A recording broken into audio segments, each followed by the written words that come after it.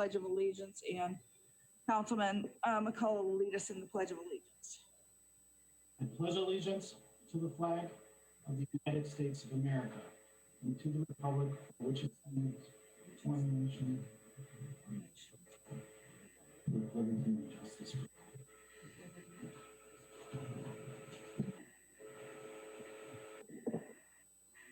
Thank you and good evening and welcome to the 909th regular meeting of the Livonia City Council. This is a voting meeting and minutes of this meeting will be approved at the next regular meeting scheduled to be held on Wednesday, December 2nd, 2020. Would our clerk please take the roll, and it will remind everyone that under the current regulations that we're operating under regarding remote meetings, we will ask you to state the city and the state in which you are joining us from. Councilmember McCullough. Present, Livonia, Michigan, Wayne County. Councilmember Donovic. Present, gone away on military. Councilmember Jolly. Present, Livonia, Michigan. Councilmember Toy. You're on mute. Councilmember Toy, you're on mute. Sorry about that. Laura Toy in Plymouth, Michigan. I have no electricity. And I'm in Wayne County. Thank you. Vice President Barr. Here in Livonia, Michigan. Councilmember White. President, Lehigh Acres, Florida. President McIntyre. Kathleen McIntyre, Livonia, Michigan. Thank you, Madam Clerk. This time we will have the presentation of the minutes of the 1908th regular meeting of the City Council that was held on November 4th, 2020. Council. Move approval. Second. Moved by Toy, support from Jolly. Any comments or corrections? Was it Toy or Barr that moved it? I thought it was Toy. I said it. I thought maybe Laura said it at the same time. Barr. Barr, Jolly. Got it. Thank you. Sorry. I'm trying to watch everyone. I wasn't at the bar with Jolly. Okay. Would the if there are no comments or corrections to the minutes, Madam Clerk, would you please take the vote on approval of the minutes? Councilmember McCullough. Yes. Councilmember Donovic. Yes. Councilmember Jolly. Aye. Councilmember Toy. Aye. Vice President Barr. Aye. Councilmember White. Aye. President McIntyre. Aye. And the minutes are approved. I'd like to fill everyone in on things look a little bit different tonight, different even from our usual days of doing the meetings on Zoom. We do not have in Livonia, the Civic Center campus is one of the areas in Livonia among several others where there is no power. So because most of our buildings run on standby generator power and things don't tend to always be stable with respect to power availability and sometimes the Wi-Fi. I'm chairing the meeting this evening from the police department. The police department and the fire department and the recreation center all have full backup power and run at full speed. So that's why I'm over it. Things look a little bit different tonight. And we know that many of our neighbors and friends in Livonia are also without power. And I know the mayor is going to give us a update tonight. I'm not sure, Mayor, if you're going to address the power situation, if maybe we have some updates from this morning. Before we get to that, just a few things. We have new data this evening on items 11, 18, and 19. And at this time, it's my pleasure to recognize the Livonia custodians who worked as critical employees during the COVID-19 shutdown. They worked through the original wave just without, when we really didn't know. We didn't know how contagious surfaces were. We didn't know exactly how, we knew that it was airborne, but we didn't understand a lot of things about how it spread. And we called on our custodial team to work, do extra work in the face of a lot of uncertainty, a lot of fear and concern about how easily this spread and how serious it was, a relatively high fatality rate. But they worked tirelessly, and we can thank not only all of the city employees and our elected leaders, but all of our residents. Really owe them a debt of gratitude, because it's their work that allowed all of us and all of our employees to continue working and being comfortable in their workspaces, but also allowed us to have the public come in, and the public and our residents could know that they were coming in to spaces that were safe, that were clean, that were sanitized. And it's a pleasure and a privilege to recognize their efforts. I think we all had an opportunity, and the mayor had an opportunity, to sign some certificates of commendation for this outstanding staff. And I think, and excuse me for trying to flip back and forth here, if we have Stanley Townsend, who's the foreman, the day foreman, he may say a few comments when I'm done reading the names. But again, it's my pleasure and really a privilege to honor and recognize these fine people and city employees that did so much for all of us. And I apologize in advance for any name mispronunciations. Well, first of all, we have Stan Townsend, who's our day custodial foreman, and we have Andre Richardson and Tom Steffs, who are our night custodial foreman. And then the custodians who formed the team that did such an outstanding job: Mildred Lee, Keith Cloutier, Robert Dunkley, Lori Siraki, Barb Wesley, Denise Stadler, Tom James, Chris St. Henry, Melinda Williams, Mike Jodway, Mike Swan, Robert Anderson, Jamie Stadler, Kiana Hundley, Stacy Ulrich, Andrea Shelton Brown, Kimberly Maddox, Gerald Riccozzi, Brian Sims, Susan Brees, and Ebony Mathis. And thank you all so much for your outstanding work in keeping us and all of our residents and citizens safe. And now, as we go through another wave, we appreciate that you will be there doing the same outstanding job that you do all the time, but especially did with great dedication during this time of COVID. And at this time, I'm going to go to the attendees to see if Mr. Townsend is with us tonight and would like to say a few words. I don't see Mr. Townsend. Mr. Townsend, if you're there and I don't see you, your hand up, or pressing star. If you're joining us by phone, you would press *9 to join us. Let's see. Maybe this is it. 9. Yeah, thank you, Casey. I'm 9556. And I'm trying to get unmuted. Casey, I don't know if you can help me. I'm hitting the ask to unmute button.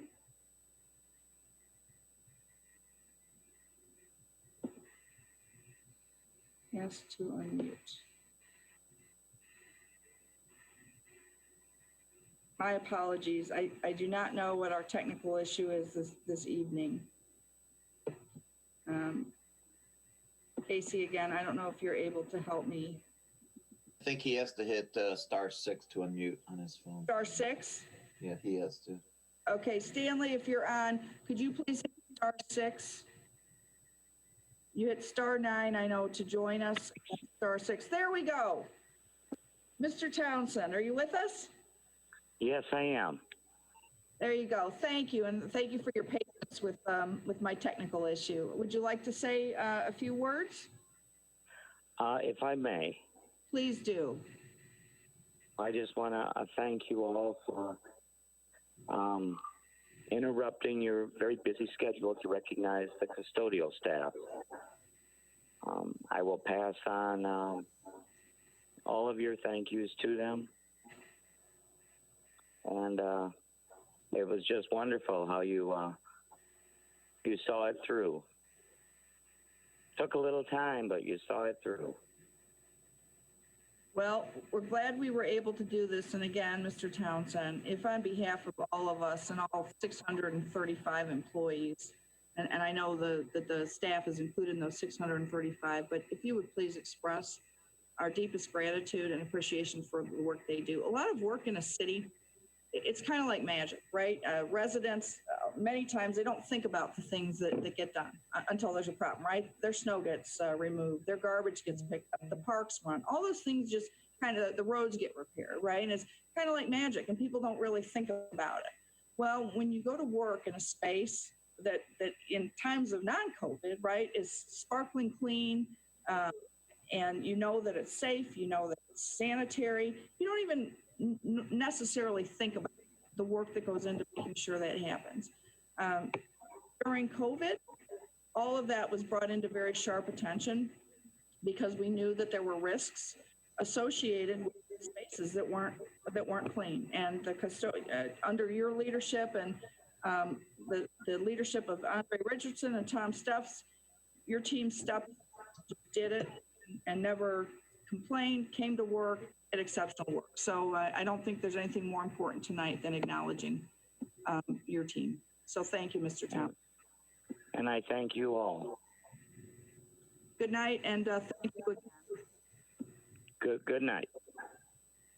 All right, Mr. Roroff also, I think would like to say a few words. Don? Hello, good evening. Good evening.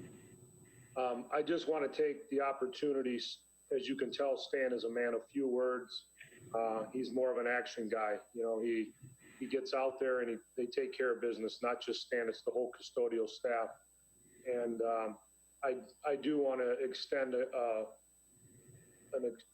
just a warm thank you to everyone that was involved in recognizing this custodial staff and the efforts that they have put in through this whole procedure. The very beginning of this was extremely difficult in trying to communicate and keeping them in the whole loop of what needed to happen and getting them PPE and what they were dealing with. And they just went in there and masked up, gloves on, shields, did whatever they had to do to go and sanitize these buildings and do the cleaning and the extra cleaning and everything that was needed in these buildings to keep us, you know, all of the departments able to keep pushing forward. It may not have been a huge push at the time when this was all starting, but they've been there from the very beginning. And I think it's just wonderful that you guys have recognized them and they are much deserved in getting this recommendation and this acknowledgement. So I just want to say thank you. And as the department head, they do a fabulous job for us every single day. And kind of like the DPW department, you know, out of sight, out of mind sometimes because they're working at night, they're doing different things behind the scenes when people aren't there, but they do a great job. And I just wanted to say thank you too from our end and for what you're doing. So thank you very much. Thank you, Mr. Roroff. We appreciate your being here tonight. And thank you to everyone in the DPW team who's really been heroes throughout the entire COVID ordeal and the continuing COVID ordeal. All right, thank you. And at this time, it is my... From the text, Mark will say something. I have the privilege of introducing our department heads. And again, this is always a little bit awkward on Zoom, and especially tonight because I'm having a hard time getting my screen correct to see all the things I need to see. But I start with just as people are visible to me. We have we're fortunate to have our Mayor Maureen Miller-Brosnan with us this evening. Our Council Administrator, Manager of the Council Office, Sarah Kasperwich. Our Director of Economic Development and Planning, Mr. Mark Taramina. Paul Bernier, our City Attorney. Our Director of Governmental Affairs, LaShawn Thomas. Our City Clerk, Susan Nash. Our City Engineer, Mr. Todd Zielinczyk. Our Director of Information Services, Casey O'Neill.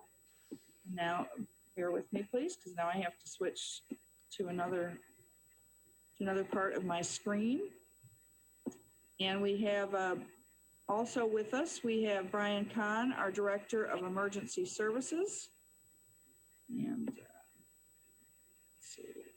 We already heard from from Don Roraff, our Director of Public Works. Let's see. We have Deputy Fire Chief John Unsworth with us this evening. We have our Treasurer, Linda Scheel. And I hope I'm not missing anyone, and my apologies if I am, but I think that, I think those are the department heads we have with us this evening. I don't have any announcements to make beyond those that I just made, but at this time we go to audience communication, and I will ask our parliamentarian, Kathy White, if she will please read the rules for audience communication. Thank you, Madam President. Members of the public audience at the meeting shall not speak unless they are recognized by the chair. Each person recognized by the chair to address the council shall identify himself or herself by name and, if appropriate, group affiliation. A person addressing council on an item on the agenda shall be limited to 2 minutes, unless the period of time is extended by a majority of the council present, and shall be recognized to speak prior to council's consideration of the item.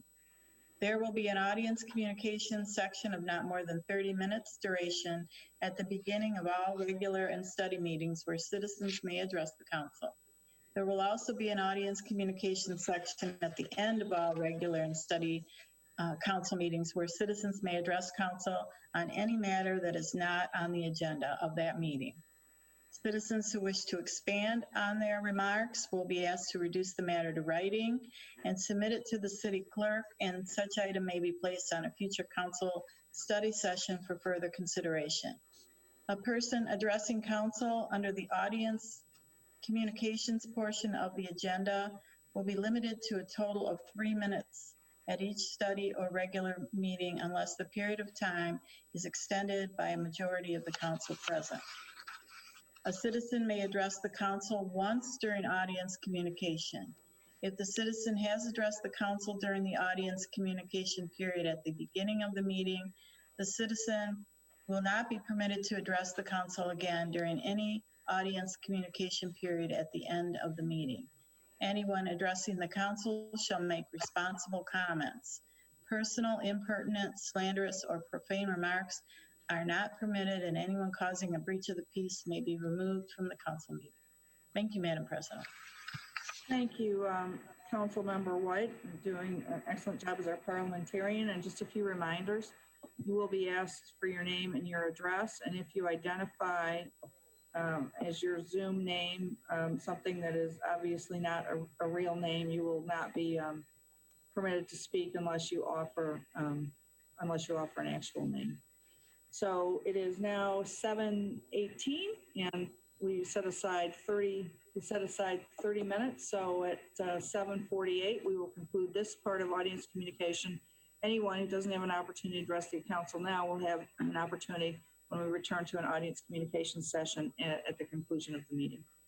And at this time, I will, and a reminder, if you're joining us just by phone, it's *9 to raise your hand, and then it's *6 to unmute yourself. So we'll start with Reno Kassar. Good evening. Are you able to- Hi, can you hear me? Hi, I'm Reno Kassar. My address is 36505 on Roycroft, Livonia, Michigan. And I recently spoke to you about my noise nuisance complaint at Mendelson Kornbaum. I would like to update you on that complaint. The agreement we had was to reroute the exhaust vent to the east side of the building and extend the trailer well by 10 feet. Since I last addressed the council, the 10-foot trailer well extension has been completed and has helped with the MRI trailer noise. So thank you.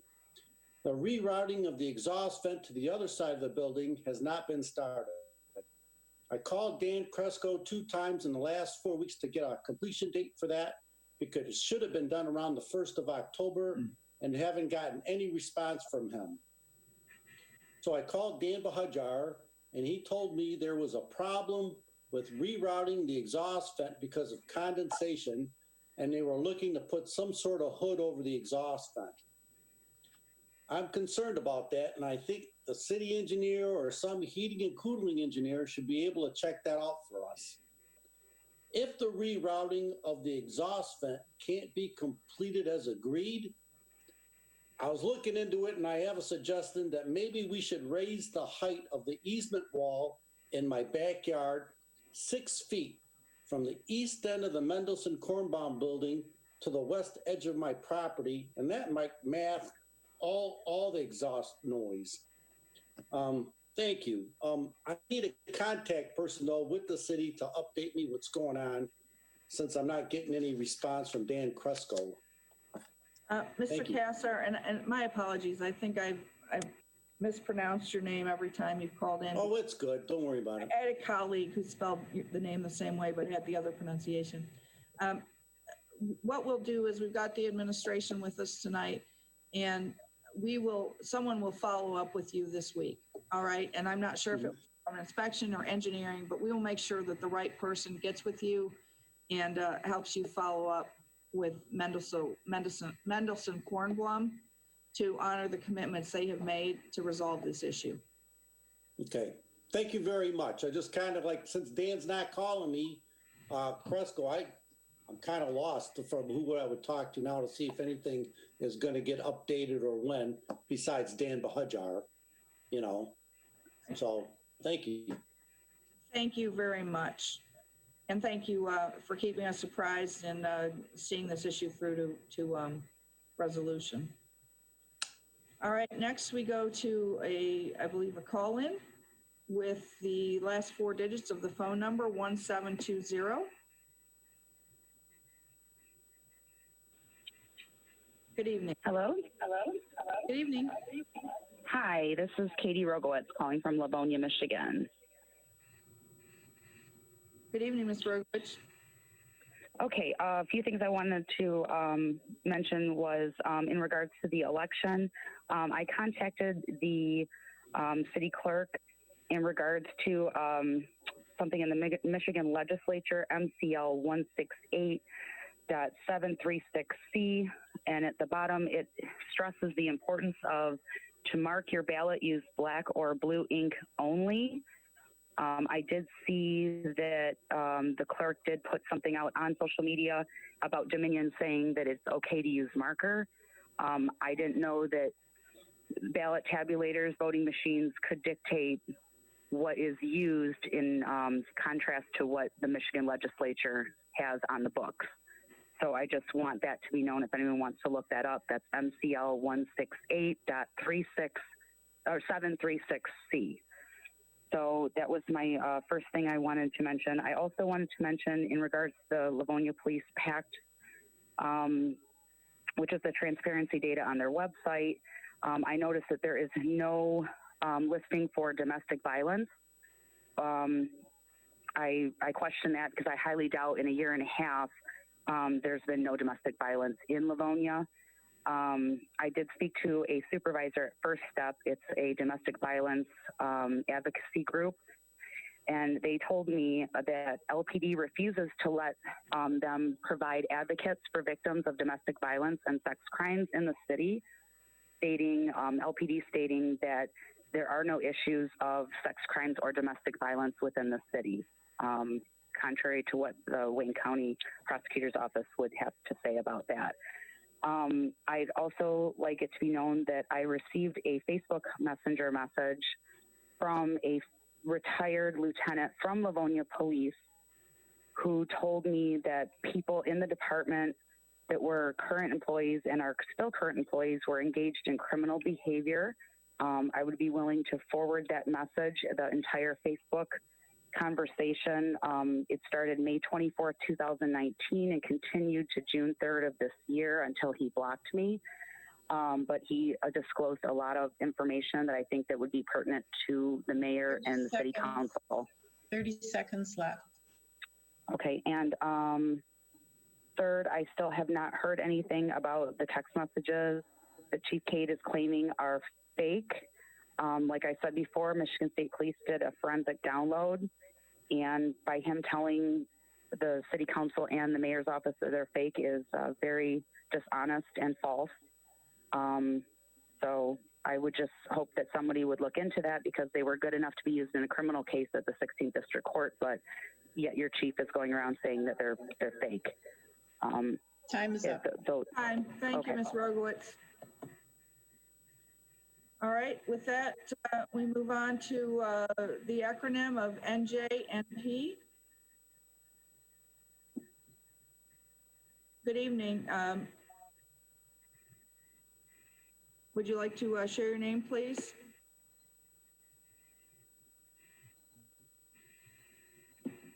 You should be able to unmute yourself. Okay, sorry about that. Can you hear me? Yes. Okay.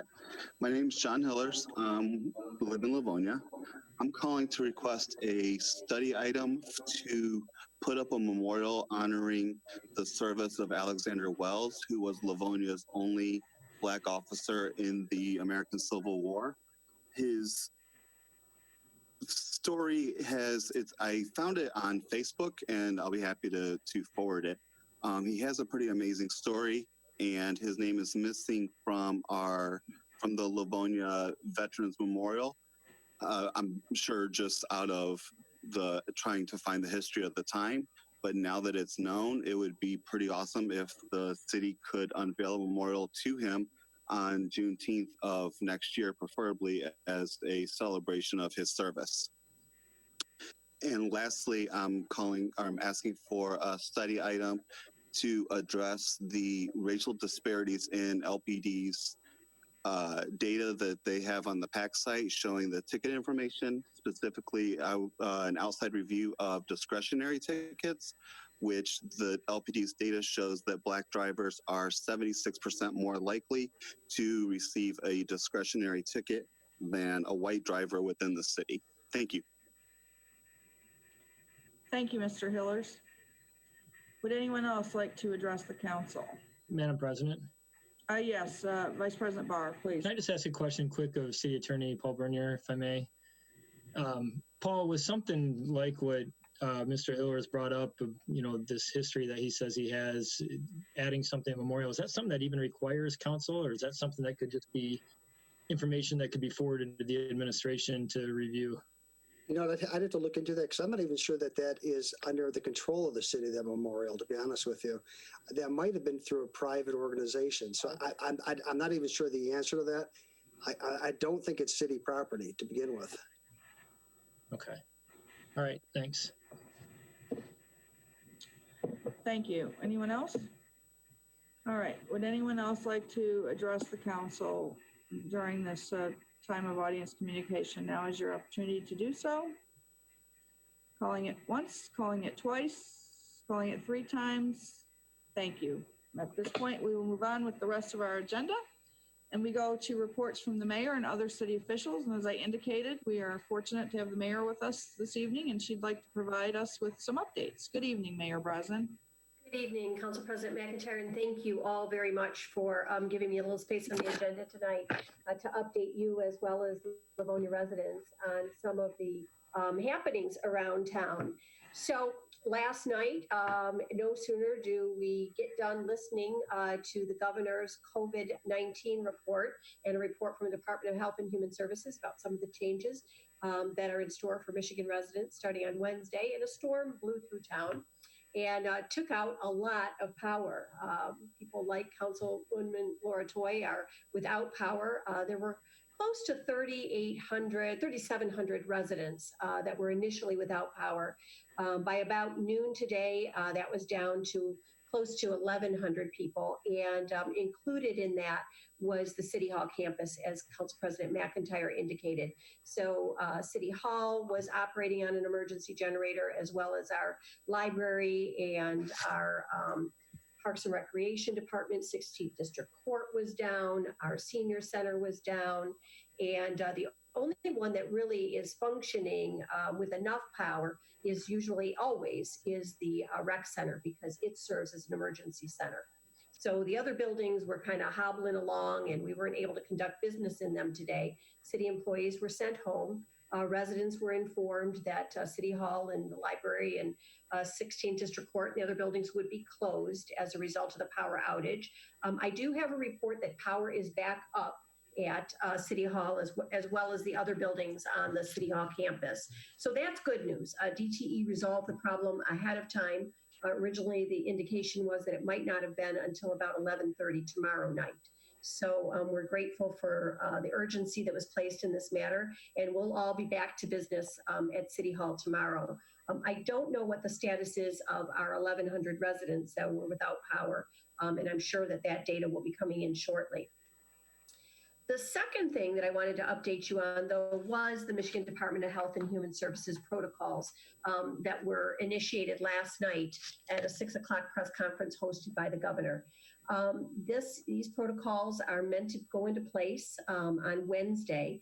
And so we met as a leadership team at 8 o'clock this morning to figure out what, if any, change that meant for the city of Livonia. We've been closely tracking our COVID numbers as our situation reports would indicate every single week, every single day we're watching these numbers. And early last week, we went to a remote workforce. Our numbers were indicating that there was a spike in employees that were being quarantined and an uptick in the number of employees that had actually contracted COVID. We currently have 19 employees that are quarantined and at a minimum 4 confirmed cases within our 635 employees. So with that information and understanding that COVID was definitely on the rise, we currently have 432 residents that have tested positive. That was last week. That's a daily average of 61.7 people per day contracting the disease. And last week's total was by far the highest 7-day stretch of increases that we've seen in the pandemic. So given all of that information, last Monday, we went to remote work within the city. Any department that had employees capable of operating from home were encouraged to operate from home. We were working really hard to try to limit the interactions that people had. So just in terms of how Livonia stacks up compared to the rest of the state, the rest of Wayne County, there's a number that folks are tracking, and it is called a case per day rate. And it takes how many cases you have over of 100,000 people. Our case per day rate is 65.7. That is slightly below the state rate of 66.8, but it is well above the county rate of 40, the Wayne County rate of 40, and the Oakland County rate of 50. So it is safe to say that Livonia is one of the relative hotspots in Metro Detroit right now. And again, we are seeing a rise in the number of cases in our long-term care facilities. And while that's not the only increase we're seeing, it is one that because we put the Together Livonia Cares program in place while we were in our previous peak of COVID, we've continued that program and have been able to closely monitor what's going on in our long-term care facilities. We once again find that long-term care facilities are not as well connected with the information coming out of the county or coming out of the state of Michigan. So we are in the process of exploring exactly how we as a city are going to help to bridge that gap. So I will have more news for you on that shortly. But right now, just know that we are really diving into how best to do that in partnership with St. Mary Mercy Hospital. They're one of the lead agencies in helping us to work together with our long-term care facilities in pulling everybody together around not only the data, but best practices. So, of greatest concern to us as we once again see these numbers rising in our city is making sure that our hospital does not reach peak capacity. The most important thing, and while we're all trying to stem the tide of the virus, is also making sure that there is ample space in our hospitals to treat COVID patients, but also to treat other patients so that the hospital doesn't become so overburdened that all we're capable of doing is treating COVID patients, and patients with heart attacks and other severe issues are then turned away. We really don't want to see that happen. So we are going to as I said, we took a careful look at the protocols that the Michigan Department of Health and Human Services is indicating are going to be some of our best ways of mitigating the spread of the disease. And as a result, starting on Wednesday, people are being asked once again to make appointments at City Hall. If you need to obtain any kind of in-person service, we're really hoping to limit the number of people coming into City Hall. And this is one very good way of doing that.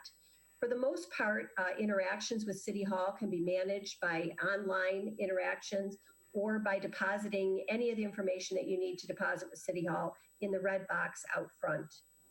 We are well aware that winter taxes are going to be mailed on December 1st. And as a result of that, there are some people that really like to pay their taxes in person. Once again, for the health and safety of not only our City Hall employees, but the health and safety of our residents, we're asking residents to try to do that online, to try to do that by check, either dropping it in the mail or again, dropping it in the big red mailbox out in front of City Hall. In the event that residents do feel compelled to come in and pay their tax bill or pay their water bill in person, we're asking that they phone ahead and make an appointment so that we can have somebody there prepared to greet them at the door, get them in, and get them out quickly. For those residents who have been using our Parks and Recreation, our rec center, for any kind of programming, unfortunately, all programs are going to have to be halted. Individual workouts and swimming is going to still be allowed, but group activities are no longer going to be allowed at the rec center or at the senior center. The library is going to remain open. We feel that as long as we remain committed to limiting capacity at the library, limiting the number of people who are there using it, and limiting the length of stay, that we've created a safe work environment there, and we've created a safe environment for residents. Although we are really strongly urging people to utilize the curbside service. I mean, what could be easier than having somebody deliver books to your car for you? So we're hoping that folks avail themselves of that. Our Livonia community transit system is going to continue to operate to make sure that we get people to work, to get people to their doctor's appointments, to get them to the grocery store, to get them to the pharmacy. These are all critical services that we need to continue to provide. We will be continuing to mandate that people wear masks, that they are socially distanced when they're on the bus. And we do believe that we're able to keep people safe again because we have had some just amazing janitorial services in clearing out and cleaning out the buses after each one of the transports takes place. I failed to mention too, at the rec center, we're going to be spending a little bit of time over the next couple of days spacing our exercise equipment even further apart than it was spaced before. Department of Health and Human Services is requiring a 12-foot separation. So sometime, we already started today moving equipment around in the rec center. The inspection department is going to continue to do both residential and commercial inspections. But again, these are going to be by appointment only.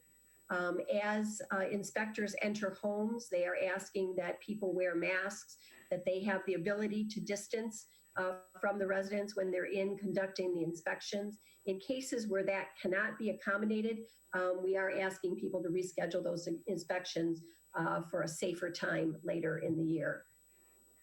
So all of that is, a lot of that is what we've already been doing.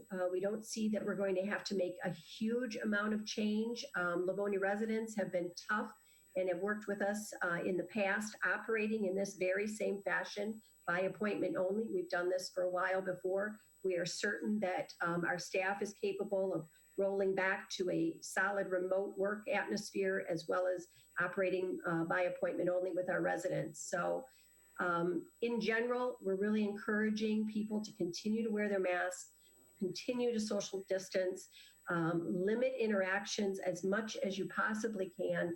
Remember, the outdoors is still open, so getting outside is still a really good idea for people. And in general, there's a deep understanding among the city leadership team that this is hard. This is very, very hard. People are growing very, very weary. But we also understand that Livonia is tough, and we are going to manage to get through this because of that resilience. And the big goal is to make sure that next year, when we all gather around the Thanksgiving table, that we're all there together. So we know that by maintaining some of these tough standards now, that is hopefully going to assure that we are able to maintain good hospital care and the capacity that's necessary in our hospitals to treat the disease and to treat other vital illnesses that occur and that people need to have treated. So if you have any questions, I'd be happy to entertain them now. I want to thank Council President, before I get into those, thank Council President McIntyre for joining us today. And I know she supplied all of you with a really cohesive document on all of the information that I just presented to you again. Council President McIntyre, thank you very much for being there and for helping us to disseminate the information quickly. It's a big part of how we've been able to respond as well as we have to the COVID pandemic. So thank you. Thank you, Mayor, and thank you for the inclusion in the meeting this morning. Council, are there any questions anyone has of the comprehensive information the mayor's just shared with us? Thank you all. Happy Thanksgiving, everybody. I don't know that I'll get a chance to see you all before Thanksgiving, but know that I am grateful for your leadership along with the residents of Livonia. I'm sure they share in my gratitude as well. Be well. Thank you very much, Mayor. All right, we will move on with our agenda. We do not have any other reports from any other of our city officials this evening. So we go to our consent agenda. And this evening, items 1 through 10 are listed on the consent agenda. They're voted on as a single item. It doesn't mean that they are any less important than any other items on the agenda, but rather that they have been determined not to be controversial in nature when we reviewed them at our study meeting. Council. Move to approve. Councilmember Jolly? Support. Are you? I jump. I think it's my And support from Councilmember McCullough. And with that, Madam, would you please take the vote? Sorry, could you repeat who made the motion and who seconded it? It got all I'm sorry, Jolly and McCullough. Thank you. Thank you. And I'm trying to keep my voice down because the dispatch center is moved, the emergency dispatch center is moved next to the room that I'm using at the police department. So I'm sorry, Paul. Anyway, you got that? Got it, thank you. Okay. Madam Clerk, would you please take roll on, or take the vote on approval of the consent agenda? Councilmember McCullough. Aye. Councilmember Donovic. Aye. Councilmember Jolly. Aye. Councilmember Toy. Aye. Vice President Barr. Aye. Councilmember White. Aye. President McIntyre. Aye, and the consent agenda is approved unanimously. This time we go on to unfinished business, beginning with meetings of the committee. Item number 11 is the Capital Outlay and Infrastructure Committee on Monday, November 2nd, 2020, and the subject matter was the emergency sewer repair and or replacement along Edgewood Street and future costs related thereto.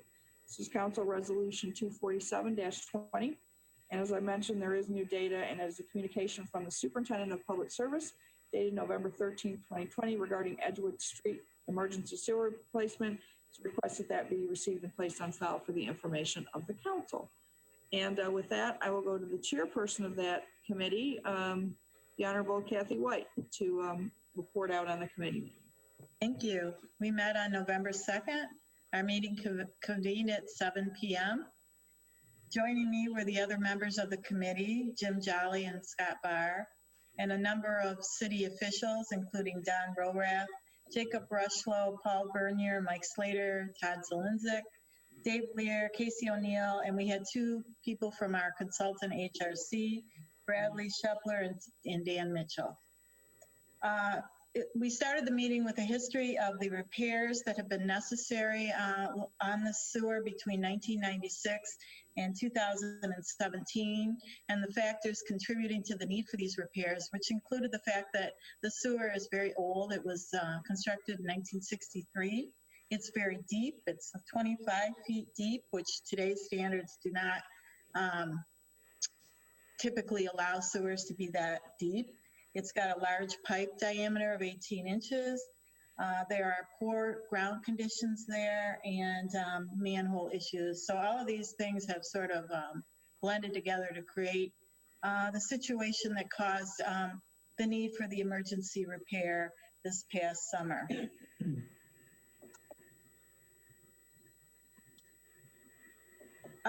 We also talked about the steps that the city has completed in regards to this issue, which include tree removals in the right-of-way. We have, there's been a need to relocate the consumer's gas main. There has been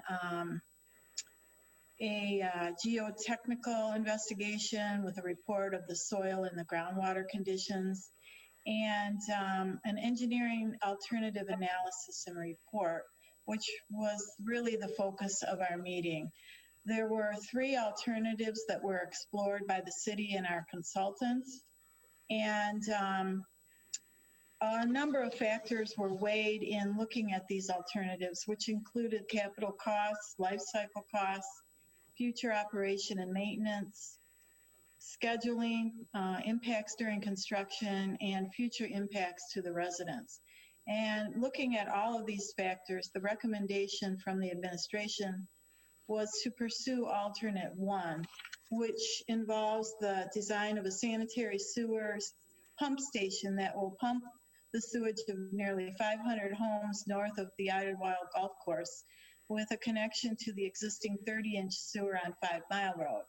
The existing sewer on Edgewood then will be replaced with 1,250 linear feet of a 10-inch sanitary sewer at a much shallower depth than what currently exists, and new residential connections will be provided to the property lines. Based on this alternative, Edgewood will require a full road reconstruction as part of the installation of the new sewer.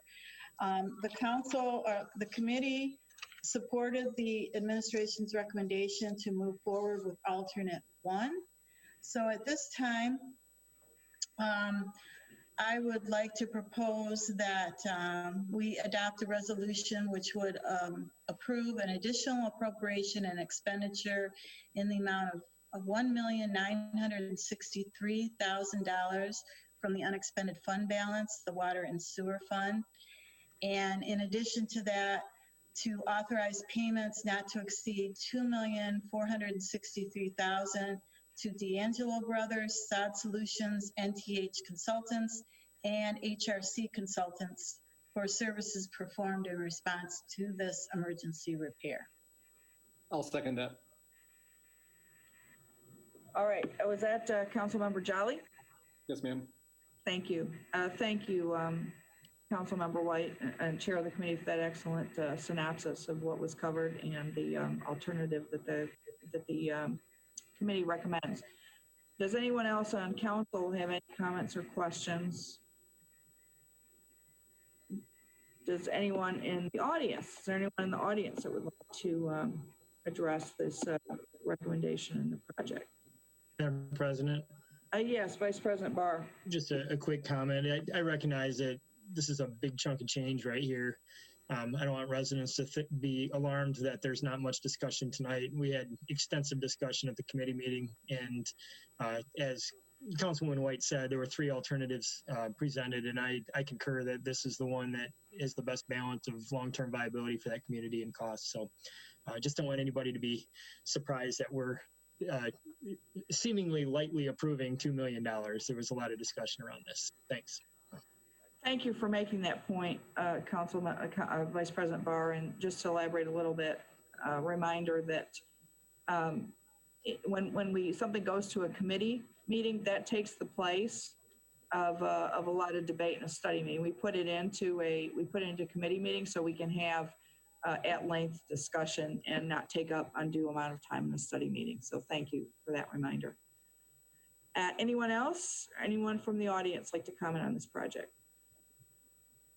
Seeing none, Madam Clerk, would you please go ahead and take the vote on the recommendation of the committee? Councilmember McCullough, Aye. Councilmember Donovic, Aye. Councilmember Jolly, Aye. Councilmember Toy, Aye. Vice President Barr, Aye. Councilmember White, Aye. President McIntyre. Aye, and the motion to approve alternative one is approved by the council. And we will move ahead as described in the committee report from Chairperson White. At this time, we go to the unfinished business portion of our agenda, beginning with item number 12. This is a proposed amendment to zoning ordinance number 543 is amended.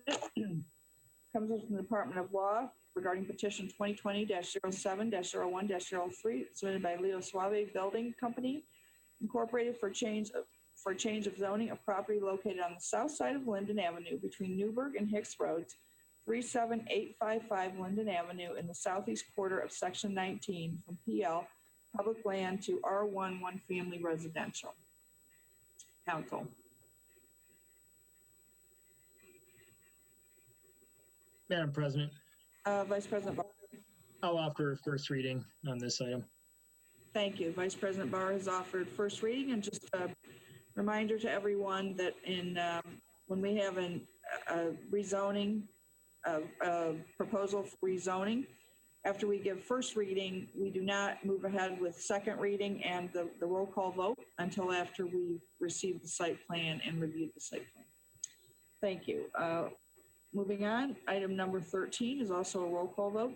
This is a proposed amendment to the Livonia Code of Ordinances as amended, coming to us from the Department of Law to add Chapter 09, Department of Governmental Affairs of Title II to create and establish a department responsible for supporting the City of Livonia's governmental agenda. The first reading was given by Council President Barr on Wednesday, November 4th, 2020. Madam President, Yes, Vice President Barr.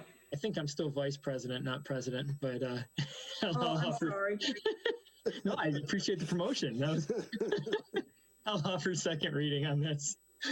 Thank you. It's only Monday. It's already been a long week. Thank you. And there are no comments. We could go ahead, Madam Clerk, and would you please take the roll call vote on this item? Councilmember McCullough, Aye. Councilmember Donovic, Aye. Councilmember Jolly, Aye. Councilmember Toy, Aye. Vice President Barr, Aye. Councilmember White, Aye. President McIntyre. Aye. And this ordinance will become effective upon publication in the newspaper.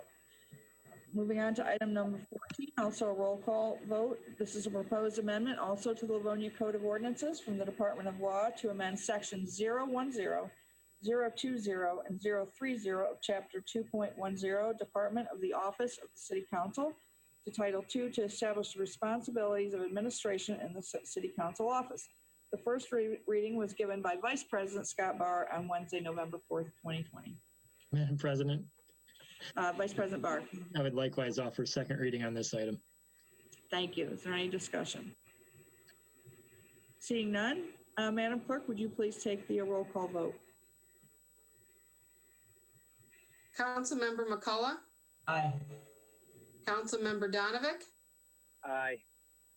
Councilmember Jolly, Aye. Councilmember Toy, Aye. Vice President Barr, Aye. Councilmember White, Aye. President McIntyre. Aye. And this ordinance will become effective upon publication in the newspaper. And I would like to take a point of privilege to congratulate the two people whom these ordinances just set up their jobs, and that's LaShawn Thomas, who switches from Director of, I think, Legislative Affairs to Director of Governmental Affairs in a separate Governmental Affairs department. So congratulations, LaShawn, and still maintains your role as the liaison from the mayor's office and other departments to the council. And congratulations to Sarah Kaswich, who becomes the administrator. of the city council office and the person who'll be running the affairs of the city council. So congratulations to both of you on this formal, I guess, formal recognition of our new organization. So thank you, everyone.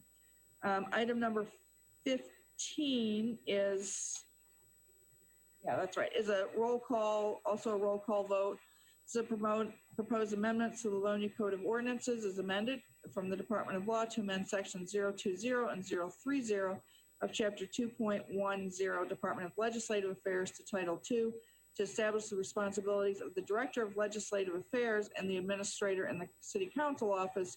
First reading was given by Councilmember Jim Jolly on Wednesday, November 4th, 2020. Madam President, I'd like to offer no further action at this time. Thank you. Councilmember Jolly has offered no further action. Is there any discussion? I see support. We may need a second. We need support. Yeah. Thank you, Councilmember Toy. See that we have someone identified as Galaxy Tab A who would like to speak on this issue. Good evening. Good evening. Galaxy Tab A, would you like to address this issue? Are you Galaxy Tab A? Hello? Hello? Yes, would you like to speak on this issue? Hello, Louis Galaxy 10A. He's a... Pardon me? Just a minute. Is this on the ice rink? No, no. Okay, that's not us. That's on the next meeting, all right? So if you would stay with us, we'll be starting the next meeting, I believe, shortly after 8 o'clock. Okay, yes, no, we were hoping for closed captioning for Louis here. It's his project and he's deaf. Yes, and I checked on that. As is noted on our agendas, we make every accommodation to provide any assistance that's needed for people upon adequate notice. It was my understanding that closed caption is available, and I'm going to ask in between the meetings, I will talk to our information services director and cable TV to make sure that that's the case. Thank you. Thank you. All right, excuse the interruption, Council. All right, so is there any discussion on Council Members Jolly's motion of no further action supported by Councilmember Toy? Seeing none, Madam Clerk, would you please take the vote?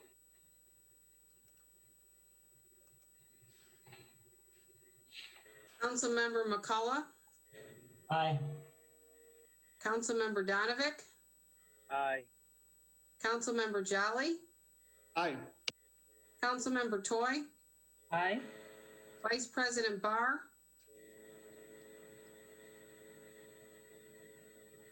Vice President Barr, I think you're muted. Sorry, I was looking at the wrong button. Aye. Councilmember White, Aye. President McIntyre. Aye, and the motion of no further action is approved unanimously. With this, we move on to item number 17. This is a request to amend Council Resolution 256-20, coming to us from the Department of Law regarding petition. Madam President, Yes, I'm sorry. item 16. We skipped one. Oh, thank you. That was item 15. Thank you, Councilmember Jolly. Item number 16 is a roll call vote also. Proposed amendment to the Livonia Code of Ordinances is amended. This comes to us from the Department of Law regarding petition 2020-07-03-03 submitted by Stonefield Engineering and Design on behalf of Haggerty Square LLC. This is a request to vacate a section of the existing public utility easement located on the east side of Haggerty Road between 7 Mile and 8 Mile Roads, 19700 and 19750 Haggerty Road in the southwest quarter of Section 6. This is Council Resolution 270-20. The first read was given by Council Member Jim Jolly on Wednesday, November 4th, 2020. I will offer second reading at this time. Thank you. Do we have support? Support.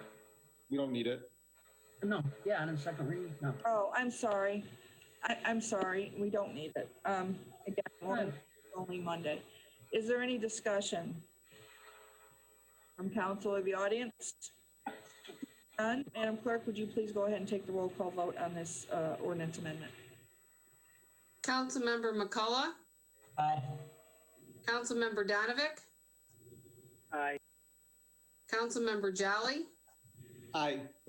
Councilmember Toy, Aye. Vice President Barr, Aye. Councilmember White, Aye. President McIntyre. Aye, and the ordinance will become effective upon publication in the newspaper.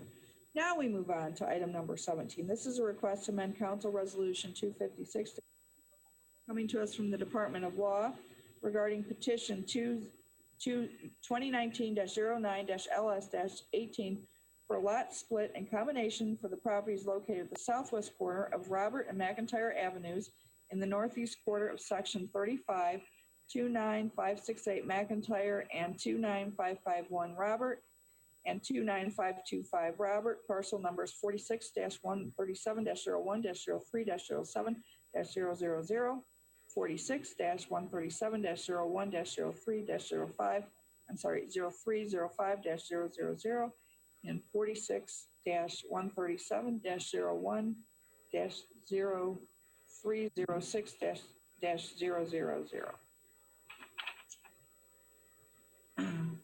So moved on all those zeros. I'll second for purposes of discussion.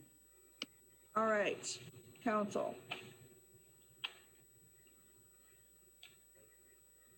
Madam President? Yes. Are we having some information come from the law department here or the economic development department in regards to this? I am not certain. With either the law or the economic development and planning department, do you have anything to share with us regarding this?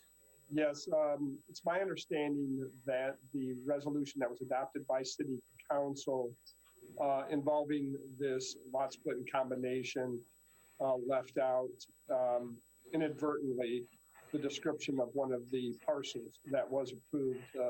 And so this is really a housekeeping matter to make sure that the resolution reflects exactly what was approved by council. And I'm sorry, I don't have the date of that action, but I believe that's in your packet. It's also my understanding that I think, Mr. Jolly, you were the one who made the original motion on it. And this was just to clean it up. And this was on us. We just want to make sure it was cleaned up. Thank you. Thank you. Any other questions or any other discussion? All right, Madam Clerk, would you please go ahead and take the vote to amend this council resolution 256-20? Councilmember McCullough, Aye. Councilmember Donovic, Aye. Councilmember Jolly, Aye. Councilmember Toy,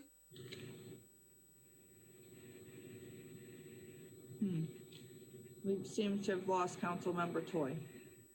Vice President Barr, Aye. Councilmember White, Aye. President McIntyre. Aye. So we can show 6 on this. We've lost Councilmember. Unless she comes, she might come back. She had moved it. Yeah. So Lost power. all right, but this time we can show 6 with Councilmember Toy not present for the vote. All right, with this, we move on to item number 18. This was a request for a block party from Katie Adams to be held on Saturday, November 21st, 2020 from 8:30 a.m. to 10:30 a.m.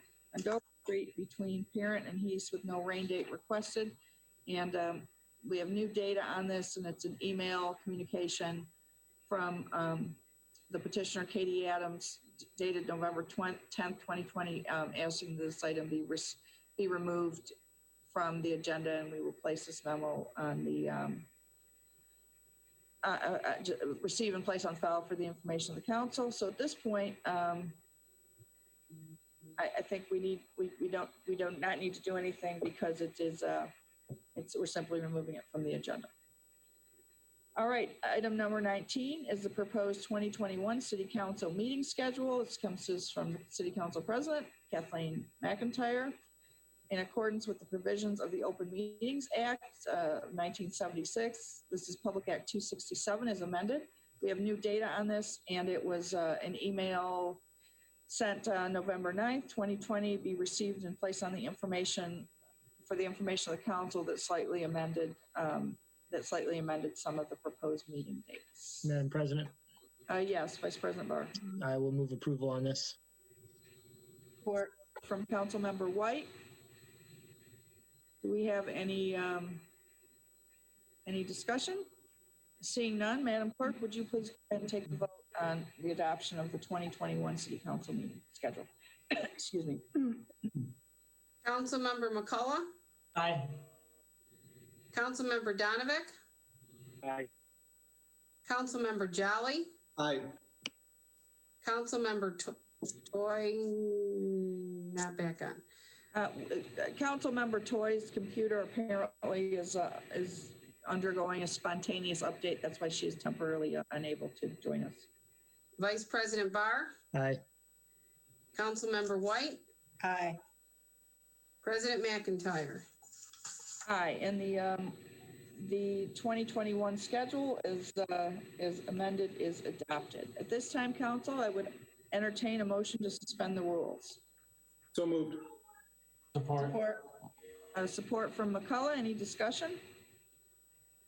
Madam Clerk, would you please take the vote on the motion to suspend the rules? Councilmember McCullough, Aye. Councilmember Donovic. Uh-oh. We seem to have lost Councilmember Donovic as well. Councilmember Jolly, Aye.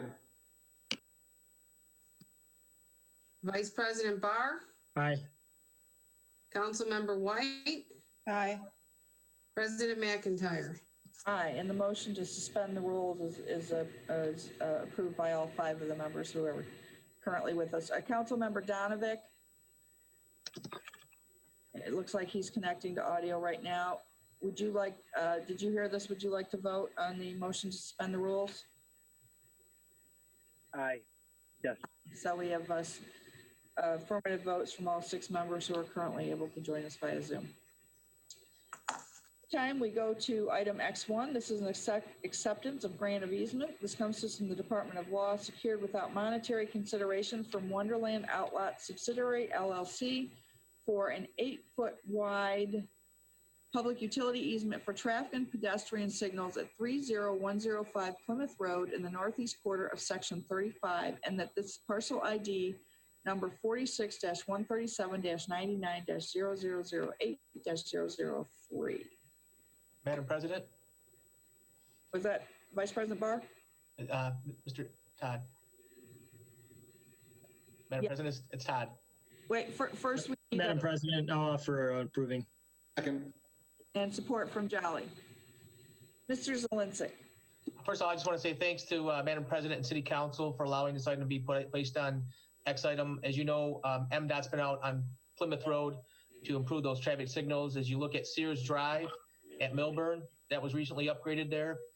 They completed 3 of the 4 quadrants out there at Tech Center Drive at Plymouth. And I want to thank Eric Fix from Showstack, the Showstack team, Wade Trim, Mike Lynn, and also MDOT, Sean Curley, and Adam Pensteller for their team efforts to get this through, along with the law department last week, and Sarah from City Council to place this on the agenda to hopefully get the traffic signal installed this year and get that modernization approved to help the PRDA corridor and obviously improvements at that location. So thanks to all, including the law department and Sarah, for getting this item on last week, and appreciate their efforts. Thank you, Mr. Zalinsik. Any other comments? Anyone from the audience like to comment on this? All right, with that, Madam Clerk, would you please X item, which is the acceptance of the grant of easement?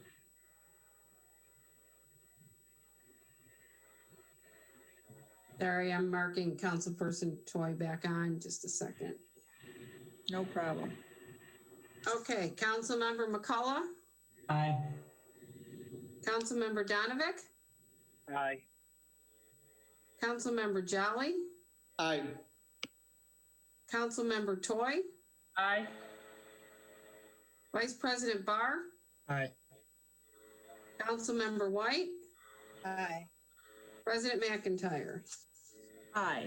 And the acceptance of the grant of easement is approved by all council members.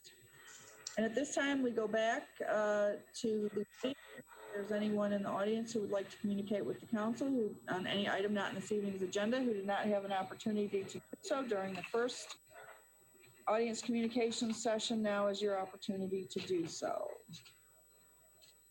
Calling once, calling twice, calling a third time. And with that, I would entertain To adjourn. a motion to adjourn offered by, Support. supported by, I'm not sure, Donovic? Any discussion? Madam Clerk, would you please take the vote on the motion to adjourn? Councilmember McCullough, Aye. Councilmember Donovic, Aye. Councilmember Jolly, Aye. Councilmember Toy, Aye. Vice President Barr, Aye. Councilmember White, Aye. President McIntyre.